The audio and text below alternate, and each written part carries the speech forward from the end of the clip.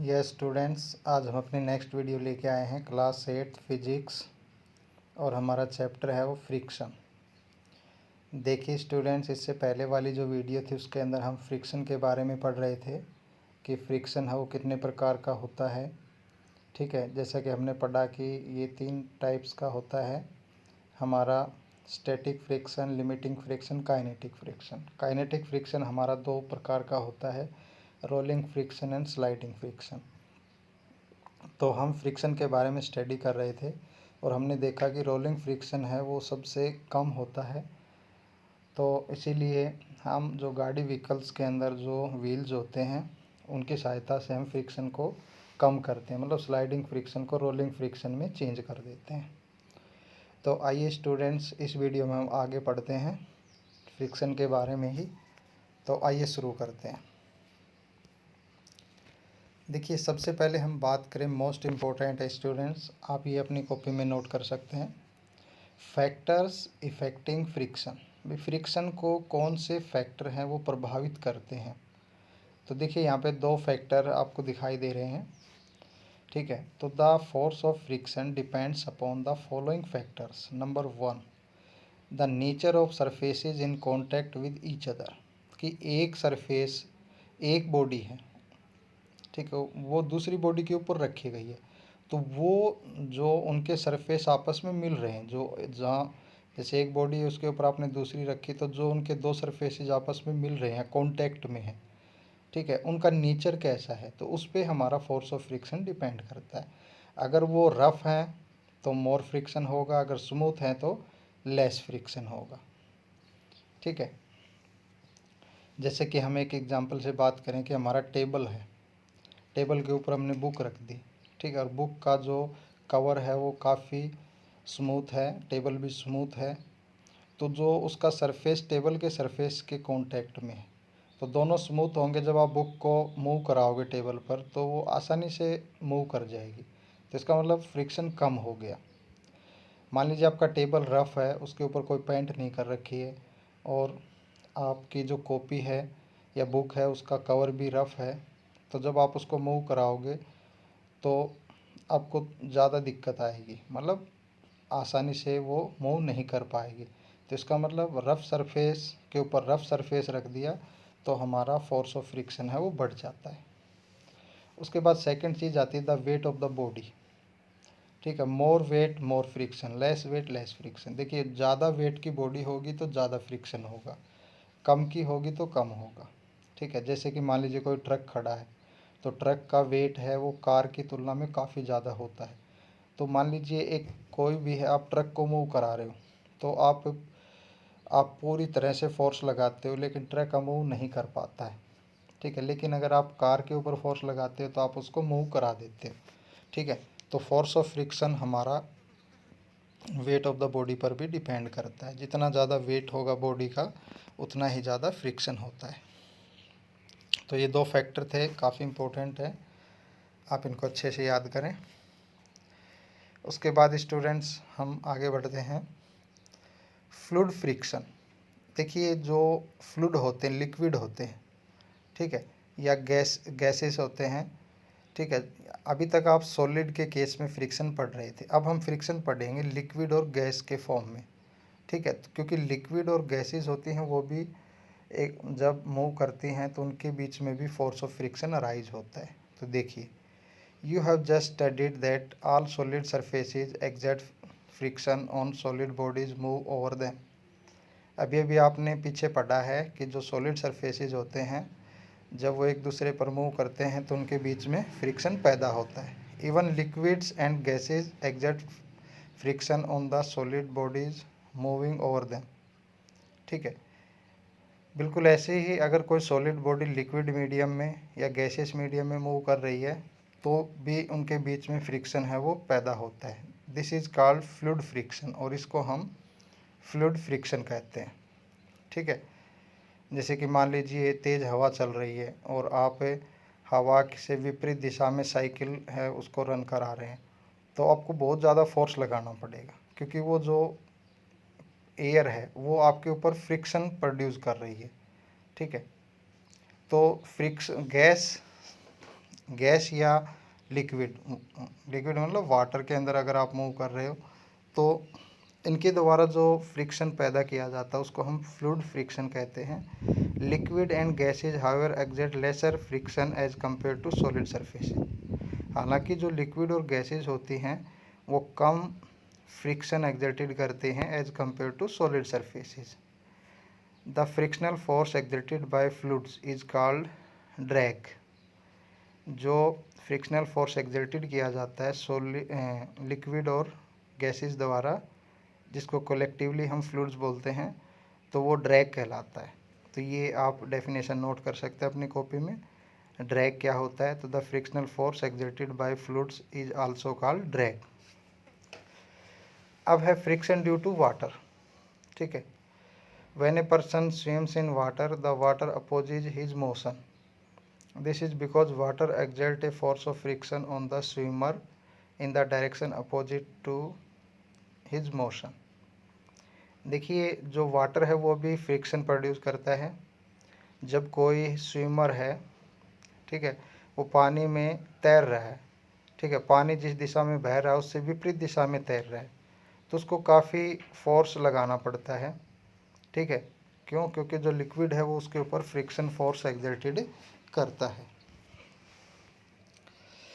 The special shape of the body of an object around which A fluid can flow offer minimum friction is called streamline shape.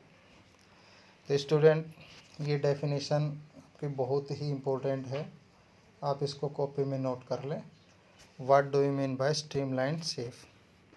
ठीक है, आप लोगों ने देखा होगा जो हमारा एरोप्लेन होता है उसके आगे से जो पैनी, जैसे हम अपनी भाषा में बोलते हैं पैनी, आगे से पैनी शेप होती है। जैसे आपकी स्पोर्टी कार होती हैं वो आगे से स्ट्रीमलाइन होती हैं, मछली है वो स्ट्रीमलाइन होती है। तो जब हम बॉडी को स्ट्रीमलाइन शेप में ले लेते हैं तो हमारा जो फ्लूइड फ्रिक्शन है, लिक्विड या एयर के द्वारा जो फ्रिक्शन एक्सर्टेड किया जाता है वो कम हो जाता है। ठीक है, आपने देखा होगा कि आपका जो पानी का जहाज़ होता है, शिप, ठीक है, वो भी आगे से स्ट्रीमलाइन शेप होता है, जिससे वो मिनिमम फ्रिक्शन ऑफर्ड होता है। ठीक है, तो जो बॉडी है उस जब वो फ्लूइड मतलब वाटर या एयर में मूव करते हैं तो उनको एक स्पेशल शेप दी जाती है, स्ट्रीमलाइन शेप, जिससे उनको वो मिनिमम फ्रिक्शन ऑफर्ड करते हैं। तो ये आपका स्ट्रीमलाइन शेप की डेफिनेशन है। इन nature the body of the fishes are streamlined so that they experience least amount of friction in water। ठीक है, जैसे अगर आप प्राकृतिक रूप से देखें तो जो मछलियाँ होती हैं उनकी स्ट्रीमलाइन शेप होती है, जिससे वो पानी के अंदर कम से कम फ्रिक्शन है उनके ऊपर एक्सर्टेड होता है। Bodies of the ships and boats are made streamline so that they experience less friction while moving through water. जो हमारी शिप और बोट्स होती हैं उनकी आगे से स्ट्रीमलाइन शेप होती है, जिससे कम से कम फ्रिक्शन है वो एक्सपीरियंस करती हैं। ये यहाँ पे आपको दिख रहा है डायग्राम में। ठीक है, जैसे फिश की स्ट्रीमलाइन शेप है इसी तरह हमारी बोट की, ठीक है, स्ट्रीमलाइन होती है, आगे से पतली और पीछे से ऐसे बढ़ती जाएगी। अब इसके बाद हमारा आता है friction due to air. Air exerts the force of friction on all the bodies which move through it and opposes their motion। Air है वो भी फोर्स ऑफ फ्रिक्शन एक्सर्टेड करता है ऑल बॉडीज़ के ऊपर जो इसके अंदर मूव करती हैं, और वो उसके मोशन का अपोज करता है, क्योंकि फोर्स ऑफ फ्रिक्शन होता ही मोशन का अपोज करने के लिए। ठीक है, तो हमेशा याद रखें कि फोर्स ऑफ फ्रिक्शन है वो मोशन का हमेशा अपोज करता है, चाहे वो आपकी बॉडी है वो सॉलिड का केस हो, चाहे लिक्विड का हो, चाहे गैस का हो।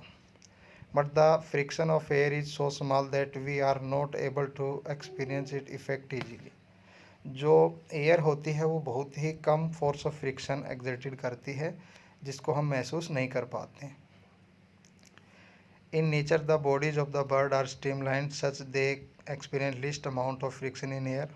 अगर हम प्राकृतिक रूप से बात करें तो पक्षी होते हैं उनकी स्ट्रीमलाइन शेप होती है, जिससे कम से कम एयर फ्रिक्शन है वो एक्सपीरियंस करते हैं। The bodies of aeroplane and bullet train are streamline so they experience less friction while moving through the air. Aeroplanes हैं या बुलेट ट्रेन्स हैं, उनकी भी स्ट्रीमलाइन शेप होती है, जिससे वो कम से कम फोर्स ऑफ फ्रिक्शन है वो एक्सपीरियंस करते हैं। ठीक है, इसके बाद स्टूडेंट एक बहुत ही इम्पोर्टेंट क्वेश्चन हमारा आ जा रहा है, friction is a necessary evil. जो फ्रिक्शन है ये एक बहुत ही ज़रूरी बुराई है, मतलब बुराई भी है और होनी भी चाहिए। ठीक है, हम ऐसा क्यों बोलते हैं भाई, हम कहेंगे कि ये हमारे लिए एक ज़रूरी बुराई है। ठीक है, नेसेसरी मतलब ज़रूरत भी है और ईविल मतलब बुराई भी है। तो इस केस में हम क्या कहेंगे कि फ्रिक्शन हमारे लिए ज़रूरी भी है और हमारा नुकसान भी करता है। ठीक है, तो कैसे, आइए हम पढ़ते हैं। Friction play an important role in our daily life. Friction है हमारे दैनिक जीवन में काफ़ी महत्वपूर्ण रोल अदा करता है। In some cases friction is useful to us and we can not do anything without it. कुछ केसेज में हम देखें कि फ्रिक्शन हमारे लिए बहुत ही लाभदायक होता है। ठीक है, हम इसके बिना कुछ भी नहीं कर सकते। At the same time it is an evil in some cases because it results in the loss of energy and wear and tear of the surfaces। ठीक है, और अगर हम उसी टाइम मतलब अगर इसका दूसरा पहलू देखते हैं तो ये एक बहुत ही मतलब हमारा शत्रु या बुराई भी है। क्यों? क्योंकि इससे हमारी एनर्जी लॉस होती है, हमारी मशीनरी है वो टूट फूट जाती है। ठीक है, तो इसीलिए बोला जाता है कि ये हमारे लिए फ़ायदा भी करता है और हमारा नुकसान भी करता है, इसलिए हम बोलते हैं कि friction is a necessary evil. तो आइए स्टूडेंट, सबसे पहले हम पढ़ते हैं फ्रिक्शन इज ए नेसेसिटी, कि फ्रिक्शन की ज़रूरत क्यों है, या दूसरे शब्दों में आप कहें एडवांटेजेस ऑफ फ्रिक्शन, कि फ्रिक्शन की क्या एडवांटेजेस है। तो सबसे पहले हम बात करें, friction plays a very important role in our daily life. Friction हमारे दैनिक जीवन में काफ़ी महत्वपूर्ण होता है। सबसे पहले हेल्प अस वॉक। देखिए, अगर फ्रिक्शन नहीं होता तो हम चल ही नहीं पाते। जो हम ग्राउंड पे चलते हैं ना, वो फ्रिक्शन की ही मेहरबानी है। ठीक है, तो the friction between our feet and the ground help us walk on the ground without slipping और फॉलिंग।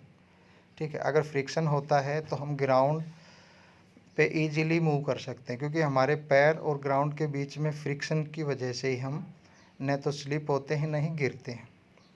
ठीक है, कई बार आपने देखा होगा कि बारिश के दिनों में जो चिकनी मिट्टी होती है वो स्लिपरी हो जाती है, फ्रिक्शन कम हो जाता है, तो जब हम उस पर पैर रखते हैं तो फिसल जाते हैं। तो स्टूडेंट्स, जो फ्रिक्शन है वो हमारे लिए बहुत ही ज़रूरी है। क्यों? क्योंकि उसके बिना हम चल ही नहीं सकते। दूसरा है movement of vehicles. The friction between the tyres of various vehicle like cars, truck, tractor, bicycle and scooter are the ground help move on the ground without slipping. ठीक है, जो हमारे व्हीकल जैसे कार्स है, ट्रक हैं, tractor है, bicycle, scooter, ठीक है, उनके जो टायर्स होते हैं उनके और ग्राउंड के बीच में फ्रिक्शन होता है, उस वजह से ये इजीली मूव करते हैं, फिसलते नहीं। In tyres friction is increase by making grooves in them. और कई आपने देखा होगा, जैसे ट्रैक्टर का टायर होता है उसके ग्रूव्स होते हैं, गुड्डी पिछले टायरों में आपने देखा होगा। ठीक है, तो ये जो ग्रूव्स होते हैं ये हमारे टायर्स और ग्राउंड के बीच में फ्रिक्शन को बढ़ा देते हैं, जिससे ट्रैक्टर हो मिट्टी पे अच्छी पकड़ बनाए रखता है। Due to greater friction the tyre provide a better grip on the road which prevents skidding of the vehicle. ठीक है, तो ये जो ग्रुप्स होते हैं ये फोर्स ऑफ फ्रिक्शन को बढ़ा देती हैं, जिससे हमारा जो व्हीकल है वो ग्राउंड पे अच्छी पकड़ बनाए रखता है और फिसलता नहीं है। ठीक है, उसके बाद है spiked shoes are better grip. ठीक है, जो स्पाइक्ड शूज़ होते हैं, जैसे शूज़ के नीचे जो कीलें होती हैं छोटी छोटी, ठीक है, जो एथलीट यूज़ करते हैं, तो वो भी फ्रिक्शन को बढ़ा देती हैं, जिससे जो एथलीट होता है उसका ग्राउंड के ऊपर पकड़ बनी रहती है और वो फिसलता नहीं है। ठीक है, इसी प्रकार हम बात करें राइटिंग वर्क कि जो पेपर और हमारा पेन है उसके बीच में फोर्स ऑफ फ्रिक्शन होता है, जिससे हम इजीली लिख सकते हैं। ठीक है, अगर फोर्स ऑफ फ्रिक्शन नहीं होता तो हम लिख भी नहीं पाते। ठीक है, आप ये घर पे करके देख सकते हैं। जैसे मान लीजिए एक पेज लीजिए और उसके अपने आप कह सकते हैं कि उसके ऊपर तेल डाल के उसको आप चिकना बना लें, फिर उसके ऊपर आप लिखने की कोशिश करें तो आप देखोगे बिल्कुल नहीं लिख पा रहे। क्यों? क्योंकि फ्रिक्शन कम हो गया और विदाउट फ्रिक्शन हम नहीं लिख सकते। तो जो पेपर होता है और पेन होता है उसके बीच में फ्रिक्शन होता है, जिससे हम आसानी से लिख सकते हैं। ठीक है, इसी तरह हम अगर और एग्जांपल्स की बात करें तो हमारा अगला एग्जांपल हम बात करें एप्लीकेशन ऑफ ब्रेक्स। ठीक है, जो हम गाड़ी व्हीकल्स का ब्रेक अप्लाई करते हैं, अगर फ्रिक्शन नहीं होता तो ब्रेक हम अप्लाई कर ही नहीं सकते, क्योंकि जो ब्रेक लेदर होते हैं और जो ड्रम होता है उनके बीच में फ्रिक्शन की वजह से ही हमारा व्हीकल रुकता है। अगर फ्रिक्शन नहीं होता तो हमारा व्हीकल रुक नहीं पाता। उसके बाद lightning of A match stick, माचिस की तिल्ली उसको आप जलाते हैं तो माचिस के दोनों तरफ आप एक ब्लैक पट्टी देखते हैं। ठीक है, तो वो खुरदरी होती है, तो वो फ्रिक्शन प्रोड्यूस करती है जिसकी वजह से हमारी तिल्ली जलती है। Screw and nails, it is the force of friction which hold screw and nails in the wood. ठीक है, जो हमारी कील होती हैं, ठीक है, कील होती हैं या स्क्रू होते हैं, जो हमारे गाड़ी व्हीकल्स के इंजन में जो स्क्रू होते हैं, ठीक है, ये जैसे हम दीवार पे कोई चीज़ होल्ड करनी है तो हम कील लगा देते हैं। ठीक है, तो कील है वो फ्रिक्शन की वजह से दीवार में धसी रहती है। अगर फ्रिक्शन नहीं होता तो कील है वो दीवार में से निकल जाती। ठीक है, इसी प्रकार जो स्क्रू है वो हमारे इंजन को बांधे रखते हैं। अगर फोर्स ऑफ फ्रिक्शन नहीं होता तो हमारा इंजन बंधता ही नहीं, मतलब इंजन है वो असेंबल नहीं होता। ठीक है, तो ये हमारे पॉइंट थे। ठीक है, जो कि जिनके अंदर आपने देखा कि फ्रिक्शन है उसकी बहुत ही ज़्यादा रिक्वायरमेंट है, फ्रिक्शन के बिना ये चीज़ें नहीं हो सकती। तो फ्रिक्शन की आप कह सकते हैं एक प्रकार से ये एडवांटेजेस थी। ठीक है, तो इसीलिए ये हमारे लिए ज़रूरी है। ठीक है, तो इस पार्ट में स्टूडेंट इतना ही। अगले पार्ट में हम पढ़ेंगे कि फ्रिक्शन हमारे लिए नुकसानदायक कैसे, एविल कैसे है। ठीक है, एक ये डू यू नो बहुत ही अच्छी बात है। देखिए आप लोग पढ़ोगे, अपना जो सोलर सिस्टम का चैप्टर आएगा उसमें भी पढ़ोगे। ये मीटेओर्स होती हैं, शूटिंग स्टार, टूटते हुए तारे बोलते हैं जिनको। ये छोटी छोटी पत्थर जैसी संरचनाएं होती हैं। कई बार ये हमारे अर्थ एटमॉस्फेयर में इंटर कर जाती हैं और जब ग्रेविटी के प्रभाव से जब ये नीचे आती हैं, ठीक है, तो इनकी स्पीड की वजह से एयर और इसके बीच में फ्रिक्शन प्रोड्यूस हो जाता है, जिससे क्या होता है कि हाई फ्रिक्शन की वजह से टेम्परेचर बढ़ जाता है और ये जलना शुरू कर देती हैं। ठीक है, और हमारी अर्थ पर आते आते ही बिल्कुल ही ख़त्म हो जाती हैं। ठीक है, तो फोर्स ऑफ फ्रिक्शन हमारे लिए ये काफ़ी महत्वपूर्ण काम करता है। अगर फ्रिक्शन नहीं होता तो ये शूटिंग स्टार है कहीं पर भी गिर जाते, किसी मकान के ऊपर गिर जाते हैं, किसी जगह के ऊपर, किसी ह्यूमन बींग्स के ऊपर। लेकिन जब ये एटमॉस्फेयर में इंटर करते हैं तो एयर फ्रिक्शन की वजह से टम्परेचर इंक्रीज होता है और ये जल के ख़त्म हो जाते हैं। ठीक है, तो स्टूडेंट्स आज की वीडियो में हम फ्रिक्शन की जो नेसेसिटी है उसके बारे में स्टडी कर रहे थे। तो आज के लिए इतना ही। अगली वीडियो में हम इसकी जो डिसएडवांटेजेस हैं उनके बारे में चर्चा करेंगे। तो स्टूडेंट वीडियो को लाइक करें, शेयर करें। आपको वीडियो अच्छी लगी है तो इसको शेयर ज़रूर करें। तो आज के लिए इतना ही। तो ये जो आपके जो 7 पॉइंट्स हैं स्टूडेंट्स, ठीक है, आप इनको अच्छे से पढ़ लें। हमारे जोन से आगे चल के जो हमारी समेटिव असेसमेंट है उसमें काफ़ी क्वेश्चन बनते हैं इनसे रिलेटेड। ठीक है, जो मैंने आपको मेन पॉइंट बताए थे उनको आप कॉपी में नोट कर सकते हैं। तो आपको मिलते हैं नेक्स्ट वीडियो में, इसको आगे कंटिन्यू करेंगे जिसके अंदर हम इसकी डिसएडवांटेजेस पढ़ेंगे। तो स्टूडेंट, थैंक यू।